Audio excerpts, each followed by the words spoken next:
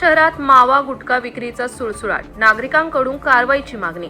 राज्यात अन्न आणि औषध प्रशासनाने मावा गुटखा आणि इतर बंदी असलेल्या तंबाखूजन्य पदार्थांच्या विक्रीवर बंदी घातलेली असतानाही शेवगाव शहरातील काही भागात खुलेआम मावा गुटखा विक्री सुरू असल्याची चर्चा नागरिकांमध्ये रंगली आहे। त्यामुळे संबंधित यंत्रणांच्या कार्यक्षमतेबाबतही प्रश्नचिन्ह उपस्थित केले जात आहे।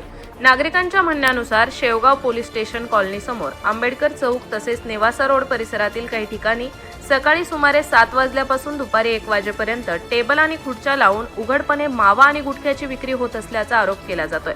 इतक्या उघडपणे हा व्यवसाय सुरू असताना संबंधित विभागाकडून कारवाई का होत नाही असा सवाल नागरिक उपस्थित करत आहेत।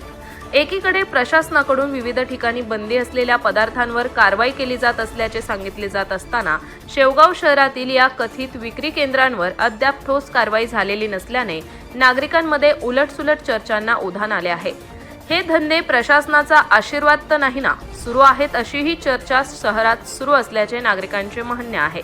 दरम्यान संबंधित ठिकाणी प्रत्यक्षात बंदी असलेल्या तंबाखूजन्य पदार्थांची विक्री होत आहे, परंतु अन्न आणि औषध प्रशासन तसेच संबंधित यंत्रणांनी कारवाई करणे हे नागरिकांचे म्हणणे आहे। एकीकडे मुक्का अंतर्गत कारवाई करण्याचे आदेश असतानाही मात्र जाणून बुजून दुर्लक्ष करत आहे सवाल नागरिकांमध्ये होत आहे।